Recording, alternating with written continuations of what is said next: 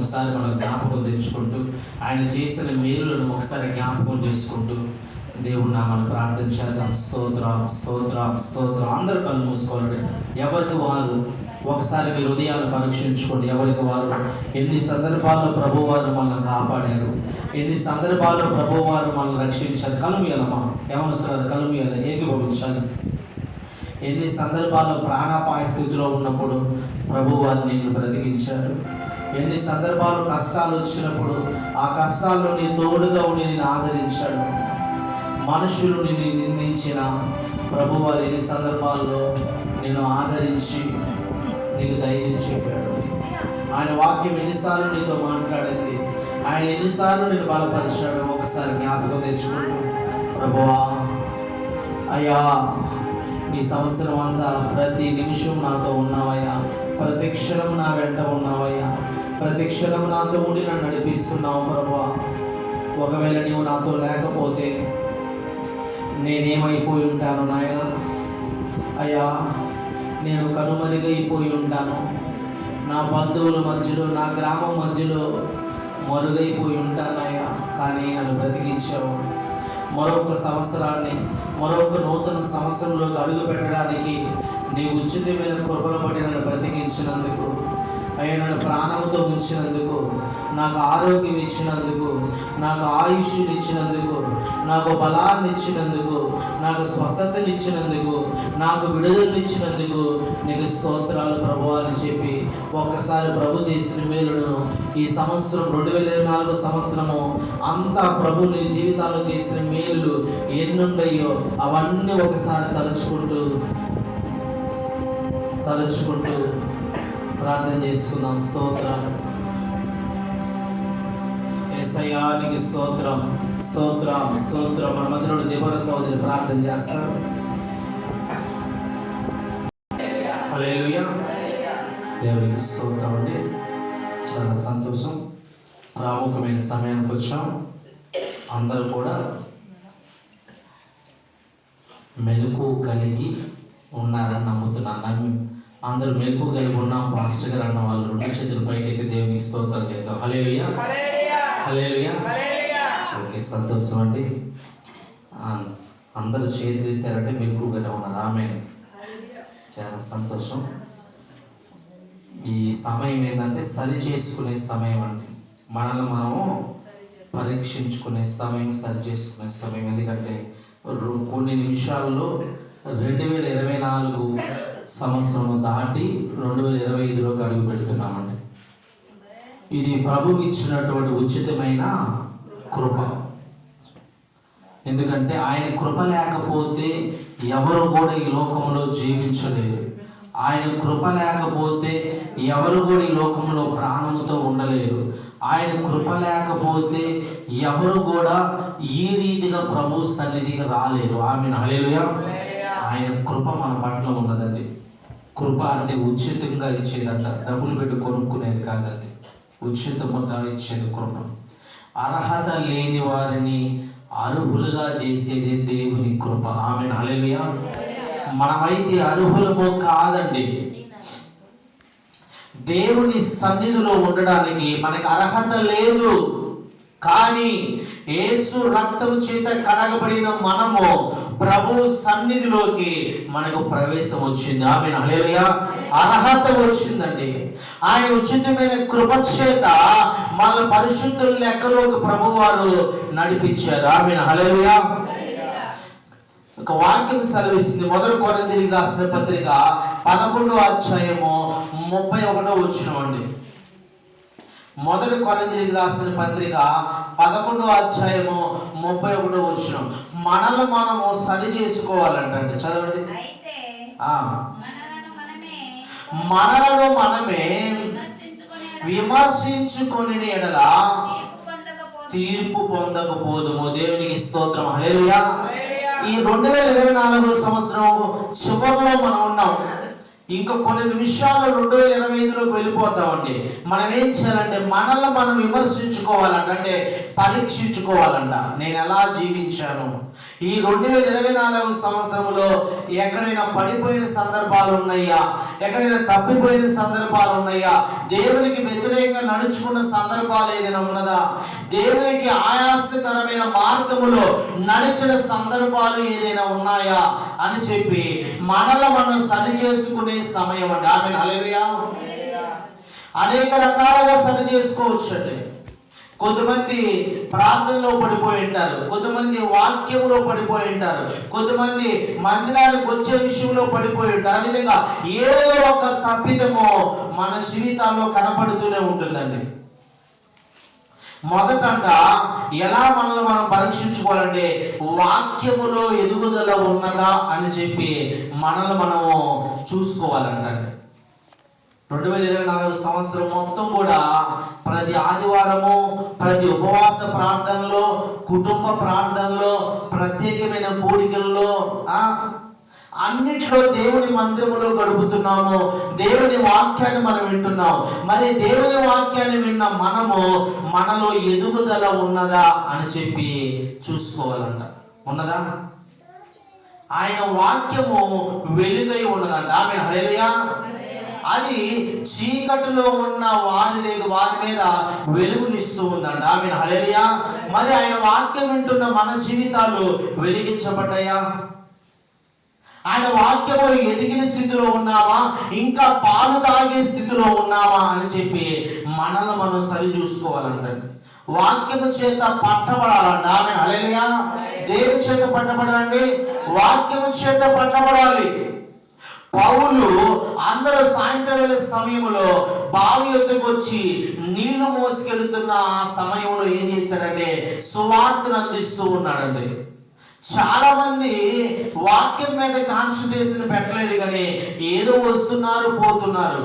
కానీ లూదియా అనే ఒక స్త్రీ ఊదా రంగు పొడినమ్ముకున్నటువంటి ఒక వ్యాపారస్తురాలు వాక్యం మీద ధ్యాస పెట్టిందండి. ఆమె హల్లెలూయా.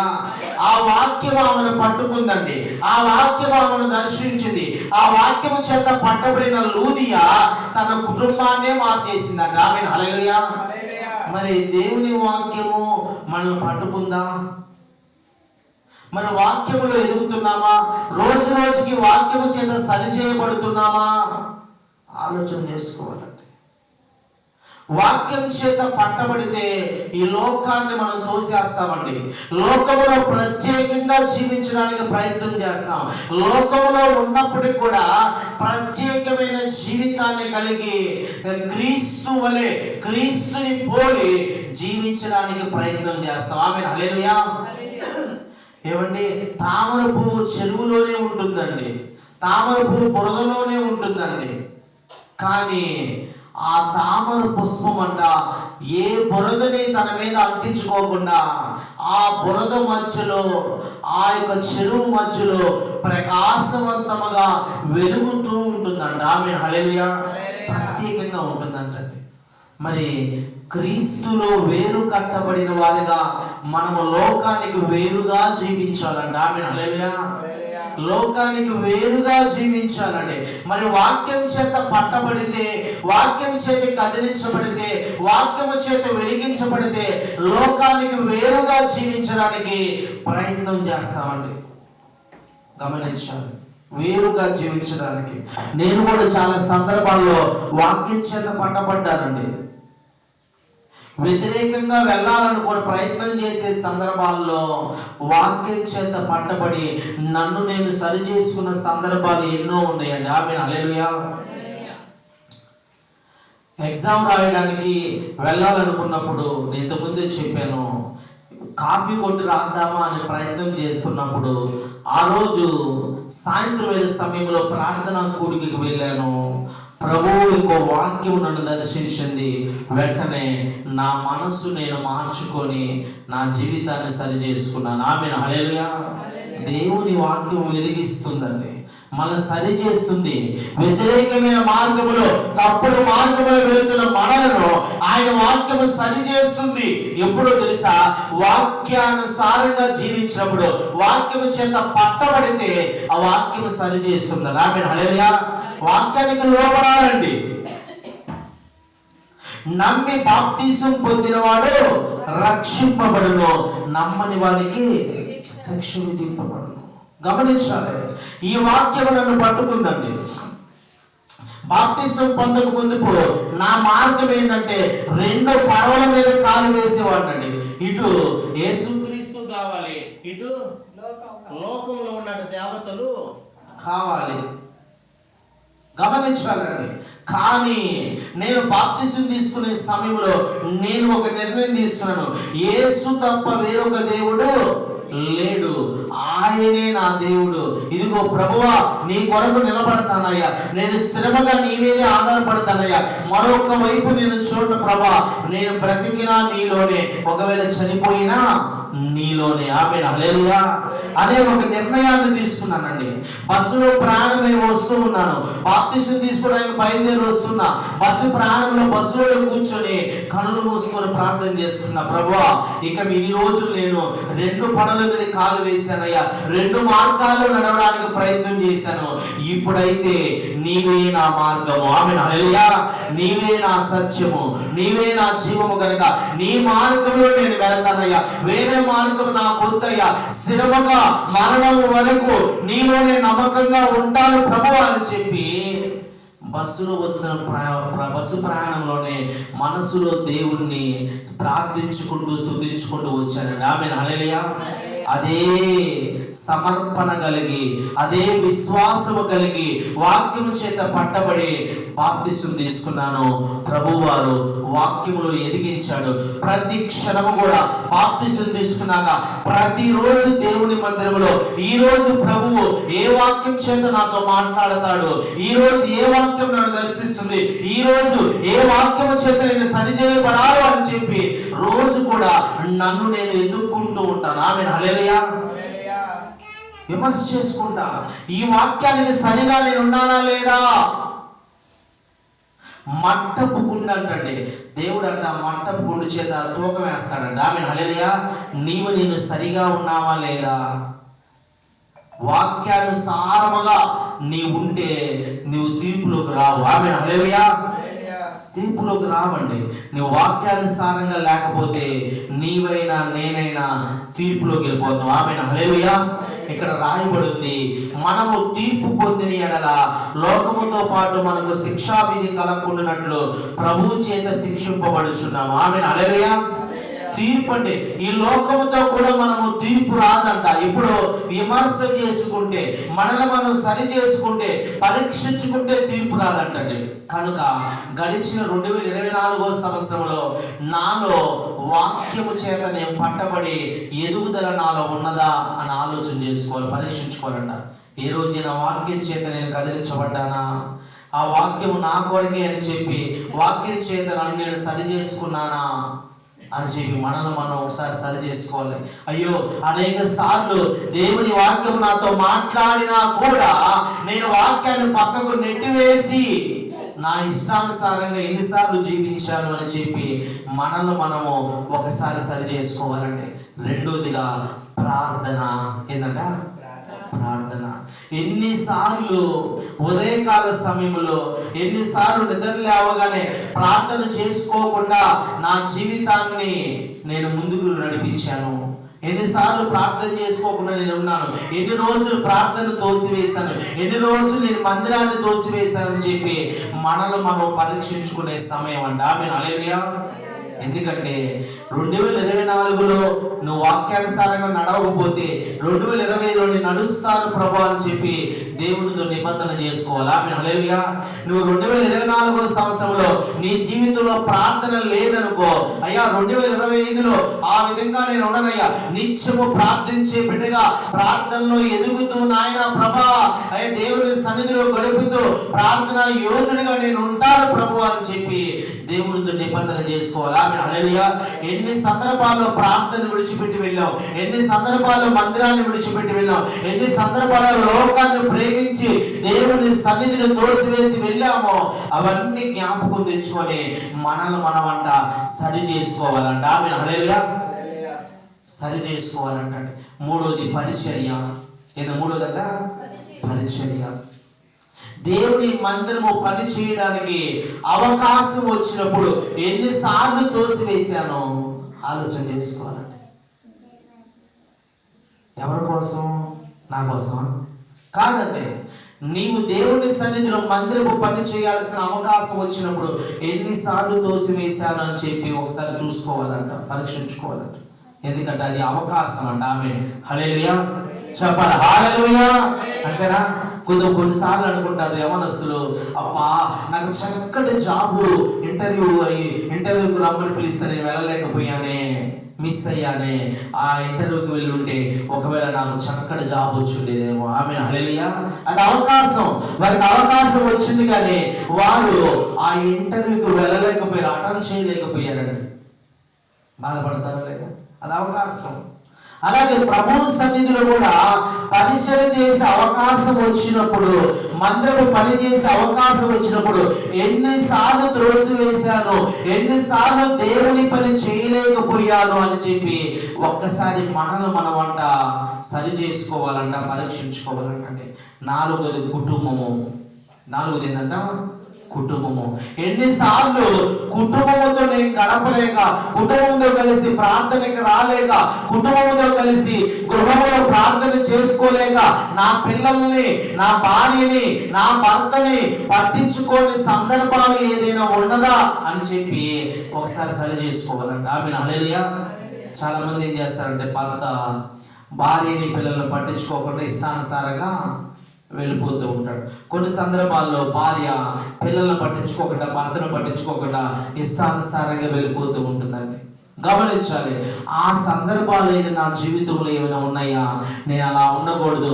క్రైస్తవ కుటుంబంగా నా కుటుంబం ఉండాలి. నేను క్రైస్తవ బిడ్డగా ఉండాలి. నా కుటుంబాన్ని పట్టించుకోవాలి, నా పిల్లలను పట్టించుకోవాలి, నా భర్తను పట్టించుకోవాలి. 2024 సంవత్సరంలో నేను ఒకవేళ ఆ విషయంలో వెనకబడి ఉన్నానేమో, 2025లో నా కుటుంబాన్ని సరిగా చూసుకునే విధంగా నేను ఉండాలి అని చెప్పి సరి చేసుకోవాలంట. ఆమె హల్లెలూయా. తర్వాత ధనం విషయంలో, డబ్బు అంటండి. దేవుడిచ్చిన ధనాన్ని ఎన్నిసార్లు మనం వ్యర్థం చేశాము అని చెప్పి ఒకసారి సరి చూసుకోవాలంటే ప్రతి దేవుని బిడ్డ. ఏంటంటే దేవుడిచ్చిన డబ్బును ఎవరిచ్చారండి? డబ్బు, ధనం దేవుడే ఇచ్చాడండి. ఆయనదంట. బలం ఆయనదే, డబ్బు ఆయనదే, అన్నీ ఆయనదేనండి. ఆయన ఇచ్చిన ధనాన్ని వ్యర్థంగా ఎన్నిసార్లు ఖర్చు పెట్టాము అని చెప్పి సరి చూసుకోవాలండి. ఆమె హల్లెలూయా. పరీక్షించుకోవాలండి. ఎన్నిసార్లు ఇది నాకు దేవుడు ఇచ్చిన డబ్బు. నేను కష్టపడితే కాదు, నేను కష్టపడడానికి బలం ఇచ్చింది దేవుడే. నాకు ఇచ్చింది ఈ డబ్బు దేవుడే. ఈ డబ్బుని వ్యర్థంగా ఎన్నిసార్లు నేను ఖర్చు పెట్టాను, వ్యర్థంగా ఎన్నిసార్లు డబ్బు నేను పాడు చేశాను. ఈసారి 2025లో ప్రభు ఇచ్చిన డబ్బుని మంచి కొరకే నేను ఖర్చు పెడతాను. ఆమె హల్లెలూయా అని చెప్పి మనం ఒకసారంట సరి చూసుకోవాలంటే. విభేదాలు. తర్వాత ఏంటంట కొట్లాటలు, విభేదాలు. గడిచిన 2024 సంవత్సరంలో ఎన్నిసార్లు ఇరుగు పొరుగు వారితో, బంధువులతో, స్నేహితులతో కొట్లాటలు పెట్టుకొని, వివాదాలు పెట్టుకొని, వాళ్ళ మీద ఈర్ష్యతో, అసూయతో ఏమైనా ఉన్నావేమో, అలా ఉంటే నువ్వు ఒకసారి అంటే సరి చేసుకోవాలంట. ఆమె హల్లెలూయా. విభేదాలు ఉంటే విడిచిపెట్టాలి. ప్రభు అంటున్నాడు కదా, నీ శత్రువును కూడా నువ్వు ప్రేమించాలి, క్షమించాలి, ప్రేమించాలండి. మొదట క్షమిస్తే ప్రేమిస్తావు. నువ్వు క్షమించకపోతే ప్రేమ లేదు. ఆమె హల్లెలూయా. కనుక విభేదాలు ఏదైనా ఎవరితోనైనా విభేదం ఉన్నట్లయితే ఈ 2024 సంవత్సరం ముగింపులో నేను ఏం చేయాలంటే విడిచిపెట్టి వారితో సమాధాన పడాలంట. ఆమె హల్లెలూయా. ఏం చేయాలంట? వారితో సమాధాన పడాలి. నీ చేతులు వారి చేతుల్లో పెట్టి, నేను నిన్ను ప్రేమిస్తున్నాను, నీతో సమాధాన పడుతున్నామని చెప్పాలంట. ఆమె హల్లెలూయా. చెప్పాలి. హల్లెలూయా. చెప్తారా? మీ పక్కన వ్యక్తులతో మీ చేయి వారి చేతికి ఇచ్చి నేను నిన్ను ప్రేమిస్తున్నానని చెప్పగలరా? ఆమేన్. హల్లెలూయా. చెప్పండి చూద్దాం. మీ పక్కన వాళ్ళ చేతి, మీ చేయి పక్కన వాళ్ళ చేతికి ఇవ్వండి. చెప్పండి. నేను నిన్ను ప్రేమిస్తున్నాను. అది చెప్పలేదు, ప్రేమించలేదా? ఏమండి, ప్రేమించారా? స్తోత్రం, హల్లెలూయా.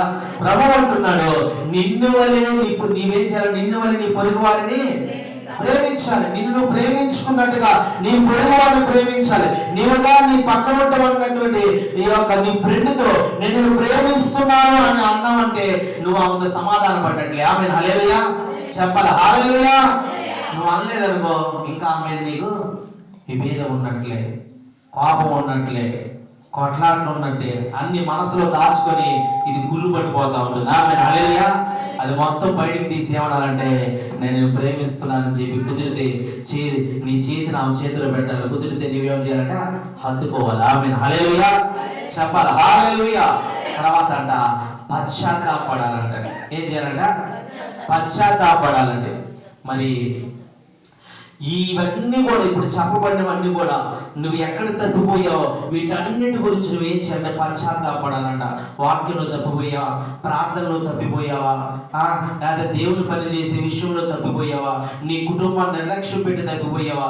వ్యర్థంగా ధనాన్ని ఖర్చు పెట్టావేమో, విభేదాలు, ఇవన్నీ ఏవైతే ఉన్నాయో, ఎక్కడైతే నువ్వు పడిపోయావో వీటన్నిటి గురించి నువ్వేం చేయాలంటే పశ్చాత్తాపడాలంట. ఆమె హల్లెలూయా. ప్రభువా నన్ను క్షమించయ్యా, ఈ విషయాల్లో నేను పడిపోయానయ్యా, ఈ విషయాల్లో నీకు దూరం అయిపోయానయ్యా, నన్ను క్షమించు ప్రభువా అని చెప్పి నిన్ను నీవు దేవుని సన్నిధిలో పశ్చాత్తాపడి విమర్శ చేసుకోవాలంట. అప్పుడు తీర్పు నీ యొద్దకు రాదంట. ఆమేన్ హల్లెలూయా. తీర్పు నీ యొద్దకు రాదు. ఈ 2024లోనే అది అలాగే అంతరించిపోతుంది. ఆమేన్ హల్లెలూయా. అది అక్కడే విడిచిపెట్టేసి నూతనమైన వ్యక్తిగా, నూతన శక్తి చేత, నూతన అభిషేకం చేత 2025లోకి నువ్వు ప్రత్యేకమైన వ్యక్తిగా అడుగు పెడతావంట. ఆమేన్ హల్లెలూయా. ఇప్పుడు ఇవన్నీ విడిచిపెట్టి పశ్చాత్తాపడి ప్రభువు చేత క్షమించబడి నూతన అభిషేకం పొందుకొని నువ్వు వెళ్తే అప్పుడు దేవుని కృప నీతో ఉంటుంది. ఆమేన్ హల్లెలూయా. లూకాసు వార్త 13వ అధ్యాయము 6వ వచనం. లూకాసు వార్త 13వ అధ్యాయం 6వ వచనం. మరియు ఆయన వార్త ఈ ఉపమానము చెప్పెను. ఒక మనుషుని ద్రాక్ష తోటలో అంజూరపు చెట్టు ఒకటి నాటబడి ఉండెను. అతడు దాని పండ్లు వెదకు వచ్చినప్పుడు ఏమీ దొరకలేదు. కనుక అతడు, ఇదిగో 3 ఏళ్ల నుండి నేను ఈ అంజూరపు చెట్టున పండ్లు వెదకు వచ్చుచున్నాను, కానీ ఏమీ దొరకలేదు. దీనిని నరికివేయము, దీని వలన ఈ భూమి ఏల వ్యర్థమైపోవాలని ద్రాక్ష తోట మాలితో చెప్పెను. అయితే వాడు, అయ్యా, నేను దాని చుట్టూ త్రవ్వి ఎరువు వేయి మట్టుకు ఈ సంవత్సరం కూడా ఉండనిమ్ము, అది ఫలించినా సరే, లేని ఎడల నరికివేయమని అతనితో చెప్పాను. స్తోత్రం, హల్లెలూయా చెప్పాలి, హల్లెలూయా. ఇక్కడ ద్రాక్ష తోట అంటే సంఘం అండి. ఏంటంట? సంఘము. అదే విధంగా అంజూరపు చెట్టు అంటే క్రైస్తవుడు, నీవు నేను. ఆమేన్ హల్లెలూయా. ఇక్కడ సంఘంలో కూర్చున్న ప్రతి ఒక్కరు క్రైస్తవులండి. మూడోది యజమాని ఎవరంటే? యజమాని ఎవరంటే? యెహోవా తండ్రి. ఆమేన్ హల్లెలూయా. తోటమాలి ఒక రకంగా యేసుక్రీస్తు వారు, రెండోది యేసుక్రీస్తు వారి స్థానంలో ఉండే సేవకుడు. ఆమేన్ హల్లెలూయా చెప్పాలి, హల్లెలూయా. ఎందుకంటానంటే తోటమాలి ఈ యొక్క సంఘము కొరకు ప్రార్థించే వ్యక్తి అండి. ఎరువు అంటే వాక్యము, వాక్యం చేత సంఘాన్ని నడిపించే వ్యక్తి. ఆమేన్ హల్లెలూయా. అతనే తోటమాలి. సంఘానికి కాపరి ఎవరంట? తోటమాలి. ఒక పొలానికి కాపరి ఎవరండి? తోటమాలి. అంతేనా? ఒక పొలానికి కాపరి ఎవరు? తోటమాలి. సంఘానికి కాపరి ఎవరు? సేవకుడు. ఆమేన్ హల్లెలూయా. గమనించాలండి, ఇక్కడ అంట యేసుక్రీస్తు ఒక ఉపమానం చెప్తున్నాడు. ఇక ఒక మనుషుని ద్రాక్ష తోటలో అంజూరపు చెట్టు ఒకటి నాటబడి ఉండెను. అంజూరపు చెట్టు విజయానికి సాదృశ్యం అండి. అంజూరపు చెట్టు జయానికి సాదృశ్యం. అంటే జయాలు కలగాలి, విజయాలు కలగాలని చెప్పి అంజూరపు చెట్టు ఒకటి ద్రాక్ష తోటలో నాటబడిందంట. ద్రాక్ష తోట అంటే ఫలింపుకు సాదృశ్యం. ఆమేన్ హల్లెలూయా. ఎందుకు ద్రాక్ష తోటలో నాటబడిందంటే ఈ అంజూరపు చెట్టు ఫలించాలి, ఫలాలు కాయాలి, అభివృద్ధి పొందాలి, మేలు పొందుకోవాలని చెప్పి ద్రాక్ష తోటలో, ఫలించే తోటలో అంజూరపు చెట్టు నాటబడిందంట. ఆమేన్ హల్లెలూయా. కానీ కొన్ని దినాల తర్వాత యజమాని వచ్చి ఆ అంజురపు చెట్టును చూస్తే అంజురపు చెట్టులో ఫలాలు కనబడటం లేదంట. ప్రియ దేవుని బిడ్డారా, ఫలాలు కనబడటం లేదంట. యజమాని వచ్చాడు, ఎక్కడ వెతికినా కూడా ఒక్క పండు కూడా కనపడటం లేదంటే ఆ యజమానుడైనటువంటి దేవుడు యెహోవా తండ్రి బాధపడుతున్నాడు. అయ్యో, నీ ఫలించాలని చెప్పి ద్రాక్ష తోటలో నేను నాటానే, ఈ అంజూరు చెట్టు చక్కటి ఫలాలు కాయాలి, ఆ ఫలాలను బట్టి నేను సంతోషపడాలి అని చెప్పి నేను నాటితే ఏ ఫలము కనబడటం లేదు అని చెప్పి ఆ యొక్క దేవాది దేవుడు ఆ యజమాని బాధపడుతున్నాడంటండి. వెంటనే చూసారా, ఈ యొక్క తోటమాలి దాన్ని చూసి చింతపడుతున్నాడంట. ఆమె హల్లెలూయా. అక్కడ రాయబడుద్దా ఏముందంటే, వెదకు వచ్చును, దీనివల్ల నా భూమి తోటమాలితో చెప్పాను. దేవునికి స్తోత్రం, హల్లెలూయా. ఈ తోటమాలి చింతపడుతున్నాడంట, బాధపడుతున్నాడు. అయ్యో, నా యజమానుడు వస్తే ఈ అంజూరపు చెట్టులో ఒక్క ఫలము కూడా లేదే, నా యజమానుడు సంతోషపడే విధంగా ఈ అంజూరపు చెట్టు నేను పెంచలేకపోయానే, ఈ అంజూరపు చెట్టు ఫలించకపోవడానికి నేనే కారణమేమో అని చెప్పి ఈ తోటమాలి బాధపడుతున్నాడంటండి. నిజమే కదా, తోటమాలి అనుకుంటున్నాడు, సరిగ్గా నేను ఎరువేయలేదా, సరిగ్గా వాక్యం చెప్పలేదా, సరిగ్గా వీరి కొరకు ప్రార్థన చేయలేదా, ఎందుకు ఈ చెట్టు ఫలించలేదు అని చెప్పి తోటమాలి బాధపడుతున్నాడండి.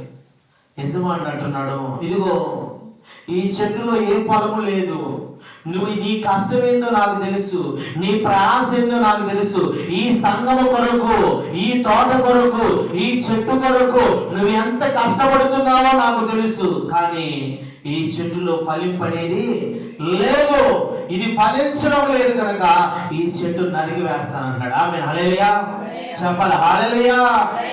వెంటనే తోటమాలి అయినటువంటి ఆ సేవకుడు పశ్చాత్తాపడుతున్నాడు, చింతపడి అంటున్నాడు, అయ్యా, ఓ ఈ 3 సంవత్సరాల నుంచి కాపు కాయలేదు, ఇంకొక సంవత్సరం అవకాశం అయ్యా, ఈ నేను చక్కగా లోతుగా నేను ఆ ఏళ్ళు లోతుగా పోయే విధంగా చేస్తాను, ఆ మట్టి తవ్వుతాను, ఎరువు వేస్తాను, చక్కగా నీళ్లు పెడతాను, ఇంకొక సంవత్సరం అవకాశం, ఈసారి కానీ ఈ యొక్క చెట్టు ఫలించలేదనుకో అప్పుడు నీ ఇష్టం వచ్చినట్టుగా నీవే నరికివేయి అంటున్నాడు. ఆమె హల్లెలూయా చెప్పాలి, హల్లెలూయా. ఎవరి వ్యక్తి అంటే దేవుని సేవకుడు అండి. దేవుని సేవకుడు సంఘానికి ఎరువు వేసి వాక్యాన్ని పంచి సంఘాన్ని ఎదిగించాలని ప్రయత్నం చేస్తుంటే ఆ సంఘంలో ఉన్న అంజూరపు చెట్లంట ఫలించడం లేదంటండి. అంజూరపు చెట్లు కాపుకు రావడం లేదంట, ఆత్మ ఫలాలు కనిపించడంలా, ప్రేమ అనే ఫలము, సంతోషం అనే ఫలము, నిరీక్షణ, క్షమాగుణము, ఈ ఆత్మ ఫలాలు ఏది కూడా ఆ చెట్లు కనపడడం లేదంటండి. మారు మనసు లేదు.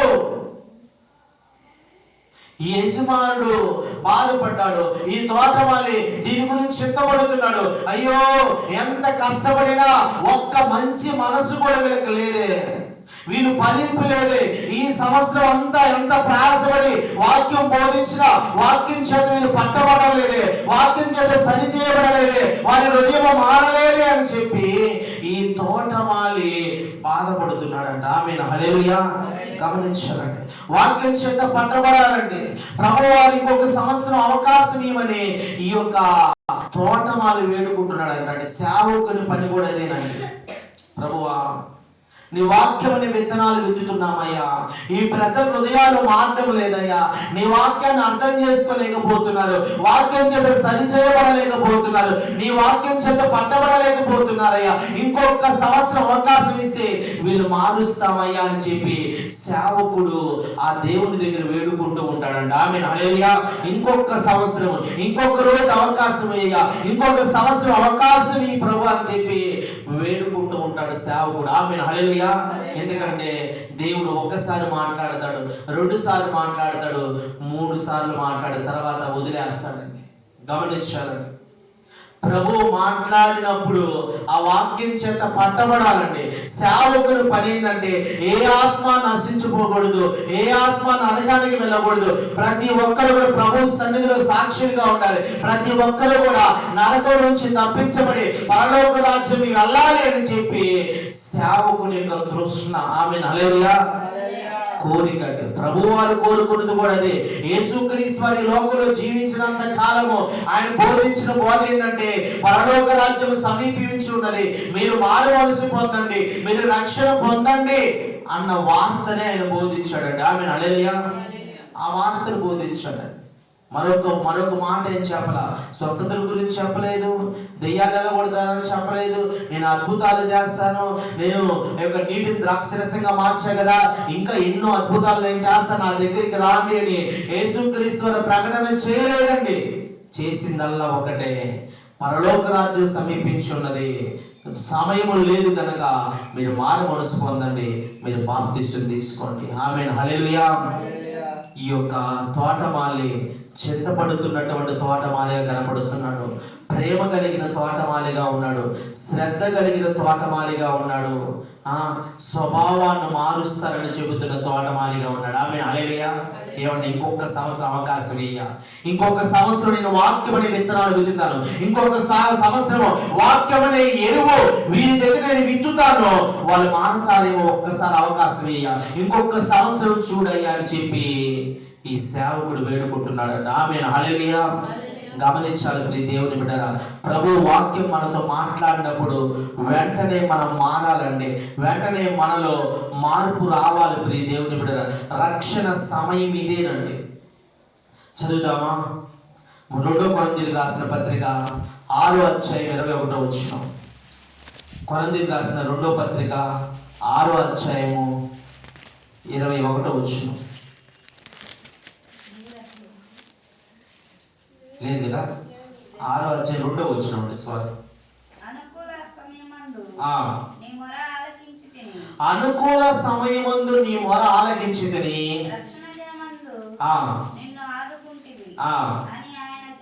ఆయన చెప్పుచున్నాడు కదా, ఇదిగో ఇప్పుడే మిక్కిలి అనుకూలమైన సమయము, ఇదిగో ఇదే రక్షణ దినము. దేవునికి స్తోత్రం, హల్లెలూయా.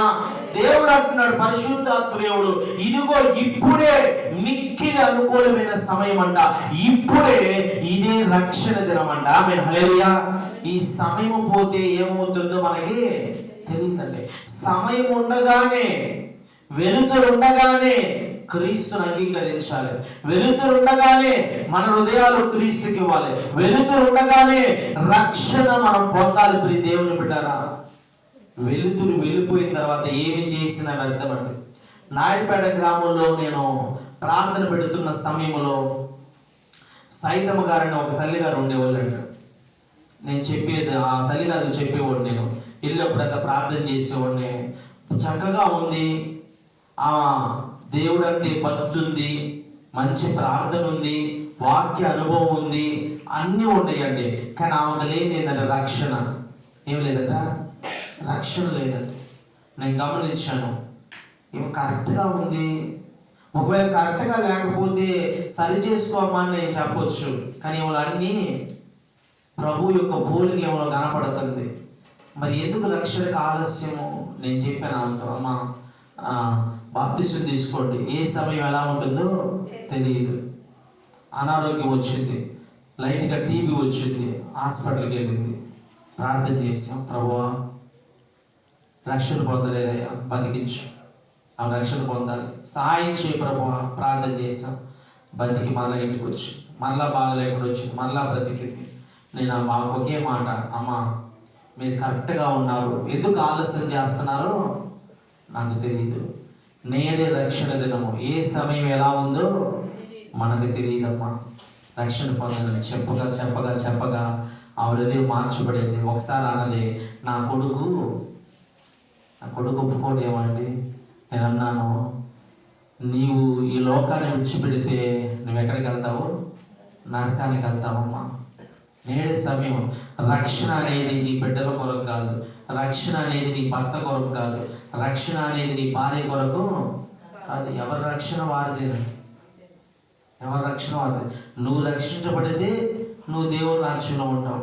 నీ భర్త రక్షించబడితే నీ భర్త దేవుని రాజ్యంలో ఉంటారు. అంతేగాని నా భార్య నా భర్త అనడానికి లేదండి. ఆమెను హల్లెలూయా. నీ బిడ్డలు రక్షించబడితే నీ బిడ్డలు ఉంటారు. భార్య భర్తలు రక్షించబడి బిడ్డల రక్షణలోకి లేకపోతే వీళ్ళిరువురు పరలోక రాజ్యం వెళ్తారు, బిడ్డలు విడవబడతారు. గమనించారు. ఎవరికి వారికి సొంత. అందుకే ఎవరికి వారుగా ప్రభువునంట, ప్రభువు నా సొంత రక్షకుడని మన నోటితో ఒప్పుకొని ఆయన అంగీకరించి రక్షణ పొందాలంట. ఆమేన్ హల్లెలూయా. ఒప్పుకోవాలంటే నేడు ఇదే అనుకూలమైన సమయం అంట. ఇదే రక్షణకు అనుకూలమైన సమయం ఇదేనంటారండి. ఈ సమయం మించిపోతే ఏమవుతుందో తెలియదు. సమయం ఉండగానే, వెలుతురుండగానే క్రీస్తుని అంగీకరించాలండి. అలా చెప్పగా నేను బోధించగా తర్వాత కొన్ని దినాల తర్వాత నేను చెప్తున్నప్పుడు తన భర్త తన కొడుకుతో చెప్పిందంట, అయ్యా నేను చర్చికి వెళ్తున్నానయ్యా, చాలా దినాలు అయింది, ఏమవుతుందో తెలియదు, నేను బాప్తిసం తీసుకుంటానయ్యా అని చెప్పిందంట. ఆమె హల్లెలూయా. తన కొడుకు చెప్పి ఒకరోజు నేను వెళ్ళినప్పుడు, పాస్టర్ గారు కొత్త సంవత్సరం వస్తుంది కదా, బాప్తిసం తీసుకుంటానయ్యా. ఓకే, సంతోషం, మా రక్షణ పొందు. చక్కగా బాప్తిసం తీసుకుంది. నేను వెళ్ళి ఆ తల్లిగారి కొరకు నేను ప్రభు బళ్ళు ఇచ్చేవాడిని అండి. చక్కగా వెళ్ళేవాడిని, ప్రభు బళ్ళు ఇచ్చేవాడిని. ఆడ ప్రార్థన పెట్టి వస్తూ ఉన్నాను. ఆ సందర్భంలో ఈ చెన్నై బాల సంఘం అనేది ప్రభు నాకు అప్పగించాడు. తర్వాత తల్లిగారు కొన్ని దినాల తర్వాత ప్రభువులు నిద్రించారు. నిద్రించిన తర్వాత కార్యక్రమంలో పాల్గొన్నాను. ఆదరణ కూటం అప్పుడు ఇక్కడికి వచ్చారండి. ఆమె హల్లెలూయా చెప్పాలి. హల్లెలూయా. ఆమె రక్షణ పొందింది. బాప్తిసం తీసుకున్న తర్వాత ప్రభువులు నిద్రించింది. ప్రభు రాజ్యానికి వెళ్ళిపోయిందండి. అదే రోజు ఆదరణ కూటం అప్పుడు ఎస్తేరామ్ గారి గృహంలో ప్రత్యేకమైన కూడిక. ఆ రోజు కొంచెం వ్యతిరేకంగా ఉంటే వ్యతిరేక క్రియలను బట్టి అక్కడ ప్రత్యేకమైన కూడుకుంది. నేను చెన్నై బాలం వెళ్ళాలని చెప్పి ఇక్కడికి రావడం జరిగింది. దేవునికి స్తోత్రం. హల్లెలూయా. గమనించాలండి, ఎందుకంటే నేనే రక్షణ దినమంట, నిర్లక్ష్యం చేయకూడదు. హెబ్రీయులకు రాసిన పత్రిక 2:3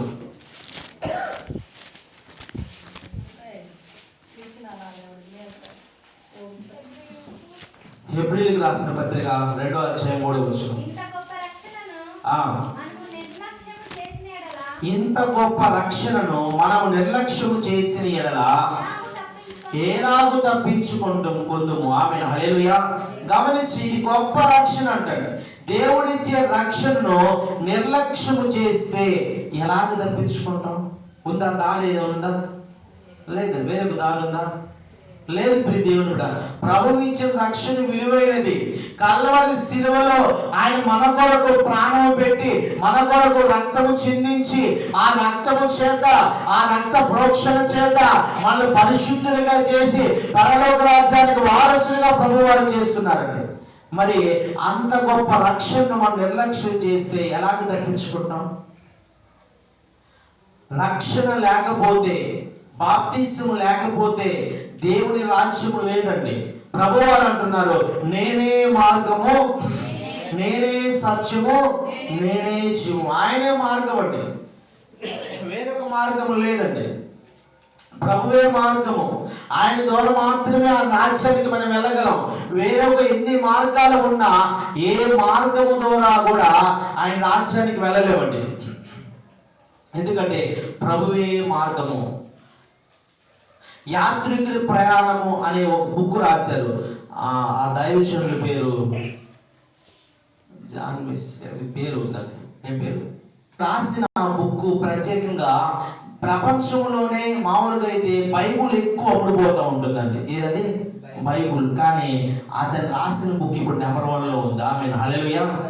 ఎక్కువగా ప్రపంచంలో అమ్ముడుపోతున్న బుక్ నెంబర్ 1 స్థానంలో ఏదంటే యాత్రికుని ప్రయాణం 1-2.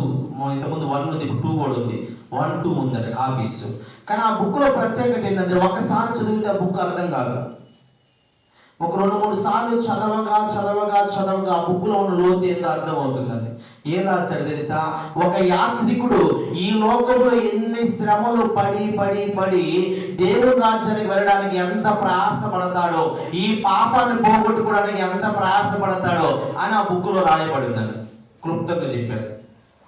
ఏం చేస్తున్నాడు? ఆ యాత్రికుడు వెళుతున్న సమయంలో ఆ ఈపి మీద ఒక పెద్ద మూట ఉందండి. ఏంటంటే ఆ మూట పాపం అనే మూట. ఆ మూట ఉంది. ఆ మూటను విదిలించుకోవడానికి, ఆ మూటను పోగొట్టుకోవడానికి ఎన్నో సకల ప్రయత్నాలు చేస్తున్నాడు. ఎక్కడికో వెళ్ళాలని బయలుదేరుతాడు, ఒక కొండ దగ్గరికి వెళ్తాడు, ఇక్కడికి వెళ్ళి ఎవరైనా పోగొడతారని ప్రయత్నం చేస్తాడు. అక్కడ ఎవరు పోగొట్టేవాళ్ళు లేదు. అయ్యో ఇది చాలా బరువుగా ఉంది, ఇది భారంగా ఉంది, ఈ పాపం అనే మూటను ఎవరు తొలగిస్తారని ఎంత ప్రయత్నం చేసినా ఆ మూటను తొలగించే వాళ్ళు ఈ లోకంలో ఎవరు కూడా కనబడరు. ఆమేన్, హల్లెలూయా. లాస్ట్కి జీవం కలిగిన దేవుని దగ్గరికి వెళ్తే ఆయన ఆ పాపం అనే భారాన్ని తొలగించి నిత్య జీవానికి తీసుకెళ్తాడు. ఆమేన్, హల్లెలూయా. అది లోతైన మర్మం అండి. అంత లోతుంది కనుక ఆ బుక్ ఇప్పుడు ఎక్కువగా సేల్ అవుతుంది. ఎందుకంటే ఈ లోకములో మన పాపాలను కడిగేది ఆయనే. ఆమేన్, హల్లెలూయా. పాపం అనే భారాన్ని తీసివేసి ఈ లోకంలో సులువుగా చిక్కులు పెట్టే సమస్తాన్ని తీసివేసి ప్రభు రాజ్యానికి మనం వెళ్ళాలంటే ఆయన రక్షణ మనం అంగీకరించాల్సింది. ఆమేన్, హల్లెలూయా. ఆయన ఇచ్చే గొప్ప రక్షణను నిర్లక్ష్యం చేసి మనం ఈ తప్పించుకోలేము. దేవుని బిడ్డరా, తప్పించుకోలేమండి. యెహోషువ గ్రంథము 24వ అధ్యాయము 10వ వచనం. యెహోషువ గ్రంథము 24వ అధ్యాయము 10వ వచనం అండి. నేను బిలాము మనవి విననొల్లనైతిని గనుక అతడు మిమ్మును చదవండి. దీవించుతూనే వచ్చెను. అతని చేతి నుండి నేనే మిమ్మును విడిపించి తిని. మీరు యోర్దాను దాటి యెరికో దగ్గరకు వచ్చినప్పుడు యెరికోకు యజమానులకు అమోరీయుల, పెరిజ్జీయులు, కనానీయులు, హిత్తీయులు, గిర్గాషీయులు, హివ్వీయులు, యెబూసీయుల నన్ను వారు మీతో యుద్ధము చేయగా నేను వారిని మీ చేతికి అప్పగించి. స్తోత్రం, హల్లెలూయా. గమనించాలండి, ఇక్కడ దేవుడు అంటున్నాడు ఈ యొక్క శత్రు సైన్యాల చేతి నుంచి మిమ్మల్ని విడిపించింది ఎవరో తెలుసా? నేనే అంటున్నాడు. ఆమేన్, హల్లెలూయా. ఈ 2024 సంవత్సరంలో కొన్ని శత్రు పన్నాగాల చేత రోగాలు వచ్చి ఉండొచ్చండి, సమస్యలు వచ్చి ఉండొచ్చు, ఇబ్బందులు వచ్చి ఉండొచ్చు, కష్టాలు వచ్చి ఉండొచ్చు, నిందలు వచ్చి ఉండొచ్చు, అవమానాలు వచ్చి ఉండొచ్చు. వీటన్నిటి నుంచి విడిపించింది ఎవరంటే ఆయనే అంట. ఆమేన్, హల్లెలూయా. మన దేవుడైన యేసయ్య మాత్రమే విడిపించాడట. ఇక్కడ రాయబడింది, వారి చేతుల నుంచి మిమ్మల్ని విడిపించింది నేనే. నేను మీ చేతితో కూడా మీతో కూడా నేను ఉండి మీతో కూడా యుద్ధం చేసి వారిని మీ చేతులకు అప్పగించింది నేనే. వారి నుండి మిమ్మల్ని తప్పించింది నేనే, మిమ్మల్ని కాపాడింది నేనే అంటున్నాడు. ఆమేన్, హల్లెలూయా. ఈ 2024 సంవత్సరం మొత్తం కూడా అన్ని సందర్భాల్లో నిన్ను నన్ను కాపాడుతూ వచ్చింది ఆయనే. ప్రియ దేవుని బిడ్డలారా, గమనించాలండి, మనం కొన్ని సందర్భాల్లో ప్రభు మనతో మాట్లాడినప్పుడు కూడా మనం నిర్లక్ష్యంగా ఉంటామండి. మా కుమార్తె ప్రభు వారు ఒక కళ చూపించాడంటండి. అమ్మ ఏనండి, కళ చూపించాడంట. ఏంటంటే మన మందిరానికి అప్పుడప్పుడు వచ్చినట్టు యోహాన్ పాస్టర్ గారికి చిన్న యాక్సిడెంట్ అయింది, కాలు కొంచెం ఇరిగింది డాడీ, నీకు కూడా కొంచెం తలకి ఏదో గాయమైంది డాడీ అని చెప్పింది. ఆమె హల్లెలూయా అని చెబితే నేను నిజమే కదా సరే అనుకున్నాను. ఆ చిన్న పాప చెప్పిన విషయాన్ని గుర్తుందిగానే నిర్లక్ష్యం చేశాను. ఆ విషయం గురించి నేను ప్రార్థించలేకపోయానండి. సరే, ప్రభు చెప్పినప్పుడు ఏం చేయాలంటే సమస్యలు వస్తాయి, ఇబ్బందులు వస్తాయని సేవకుల ద్వారా కావచ్చు, కళల ద్వారా కావచ్చు, దర్శనాల ద్వారా కావచ్చు, ప్రభు వారు మనతో మాట్లాడినప్పుడు ఏం చేయాలంటే జాగ్రత్త కలిగి కుదిరితే ఉపవాసం ఉండి వాటి గురించి ప్రార్థన చేస్తే ప్రభు తప్పిస్తాడండి. ఆమేన్, హల్లెలూయా.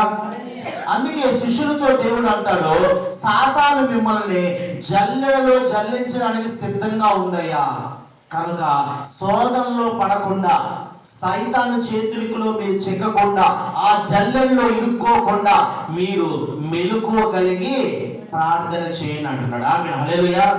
కానీ శిష్యులు చేయలేకపోయారు, భయపడి పారిపోయారు. దేవుని పెట్టారు. గమనించాలి, నేను ఆ చిన్న కుమార్తె చెప్పినటువంటి విషయాల్ని పట్టించుకోలేదు. సరే, యోహాన్ పాస్టర్ గారు కొంచెం కోరుకున్నాడు. ఆ రోజు కృతజ్ఞత కూడికి నన్ను ఆహ్వానించాడు. పాస్టర్ గారు మీరు రావాలి, కొంచెం వాక్యం చెప్పాలి, మా గురించి ప్రార్థన చేసి వెళ్ళాలని నన్ను ఆహ్వానిస్తే అదే రోజు ఉదయకాల సమయంలో వెళ్ళాలనుకున్నాను. నిద్ర లేచి లేవగానే మాకు ఉదయకాలం కాన్ఫరెన్స్ ప్రేయర్కి ఫోన్ రింగ్ అవుతుంది. లేచి ఫోన్ ఎత్తుదామని చెప్పి పైకి లేస్తా ఉన్నాను కొంచెం. వెంటనే ఏం జరిగిందంటే ఆ ఉన్నటువంటి సెల్ఫ్ అనేది ఇంట్లో ఉంటాయి కదా సెల్ఫ్లు, అవనేది నా తలకి తగిలిందండి. ఆమె హల్లెలూయా. తగలంగానే ఏంది అని వెంటనే నేను కోరుకోని చూసేసరికి చెయ్యి అంతా బ్లడ్ అండి, రక్తం. తలలో కొంచెం బ్లడ్ కాలుతుంది. వెంటనే మా పాస్టమ్ కానీ లేపంగానే వెంటనే కొంచెం పసుపు వేసి శ్రీలేలా అద్దారు. అర్థం కానీ వెంటనే అనుకున్నాను. ఆ తగలంగానే నాకు గుర్తొస్తుంది, ఓ మా కుమార్తె చెప్పింది కదా, వెన్నీ చెప్పింది, నేను మర్చిపోయాను. ఆమె హల్లెలూయా చెప్పాలి. హల్లెలూయా అని నాకు గుర్తొచ్చింది. ప్రభువు జ్ఞాపకం చేస్తాడు. ఆయనకి బాగైంది స్వస్థత, ఆయనకి బాగైంది కృతజ్ఞత కొరకు నువ్వు వెళ్తున్నావు. ఇక్కడ నీకు ఇక్కడ తగిలింది ఎందుకంటే నువ్వు జాగ్రత్త పడలేదు. ఆమె హల్లెలూయా. ఇవేం కాలేదంట, జాగ్రత్త పడలేదు.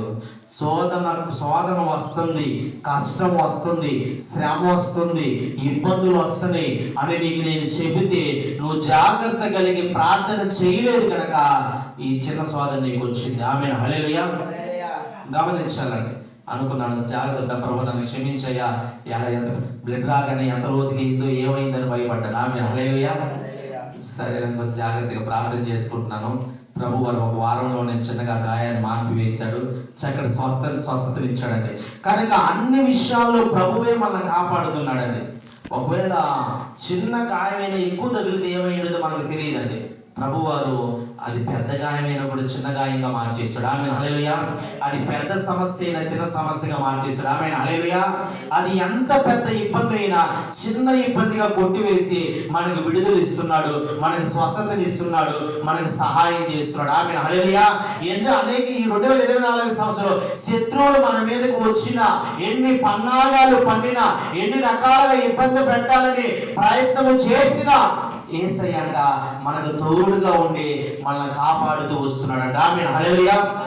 కనుక ప్రియ దేవుని బిడ్డ, దేవుని సహాయం పొందుకోవాలి. నిర్గమకాండం 33వ అధ్యాయము 14వ వచనం చివరి మాట ముగించేద్దాం, సమయం అయిపోయింది. నిర్గమకాండము 33వ అధ్యాయం 14వ వచనం. ఇక్కడ మోషే అంటున్నాడు, ప్రభువా ఇంతవరకు నువ్వు మాతో ఉన్నావయ్యా, ఇప్పుడు మాతో నువ్వు రాకపోతే మేము వెళ్ళవయ్యా అని అంటే దేవుడు అంటాడు, నా సన్నిధి నీకు తోడుగా వచ్చును. ఆమె హల్లెలూయా.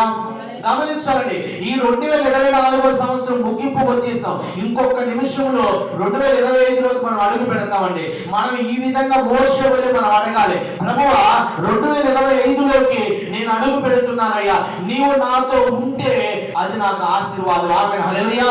నీవు నాతో ఉంటే 2025వ సంవత్సరము నాకు విజయం కలిగే సంవత్సరంగా ఉంటుంది, ఆశీర్వాద సంవత్సరంగా ఉంటుందయ్యా. నీవు నాతో ఉంటేనే ఈ సంవత్సరంలో నేను అడుగు పెడతానయ్యా. ఆమె హల్లెలూయా అని చెప్పి ప్రభువుని అడగాలండి. ప్రభు సహాయం కోరుకోవాలి. మోషే అంటున్నాడు, నీవు వస్తే నేను వెళ్తాను, నువ్వు రాకపోతే నేను వెళ్ళనయ్యా అంటున్నాడండి. మనం కూడా అదే అనాలి, అయ్యా 2025లోకి నేను నాకంటే ముందుగా నీవు నాతో ఉండయ్యా, నన్ను నడిపించయ్యా. నీవు ఉంటేనే నాకు దేవునయ్యా, నీవు ఉంటేనే ఆశీర్వాదం. కనుక నీవు నాతో కూడా 2025వ సంవత్సరంలో ఉండి నాకు ముందుగా నీవు నడిచి నన్ను నడిపించు ప్రభు అని చెప్పి ప్రభువుని వేడుకుందాం, ప్రార్థన చేద్దాం, ప్రభు సహాయం పొందుకొని 2025లో అడుగు పెడతాం. అటువంటి కృప ప్రభు వారు మనకు అనుగ్రహించును గాక. ఆమె కళ్ళు మూసుకుందాం. ప్రియ దేవుని బిడ్డరా, కళ్ళు మూసుకుందాం. స్తోత్రం స్తోత్రం స్తోత్రం. యేసురామ గారు ప్రార్థన చేస్తారు. స్తోత్రం స్తోత్రం స్తోత్రం. యేసు రాజా, దయగల దేవ, గొప్ప దేవ, నీకు స్తోత్రాలు నాయన. అయ్యా 2025 నడిపించండి. నీకు స్తోత్రం స్తోత్రం స్తోత్రం స్తోత్రం. హల్లెలూయా హల్లెలూయా హల్లెలూయా. ప్రభువా నీకు మహిమ, కృపగల దేవా నీకు హల్లెలూయా హల్లెలూయా.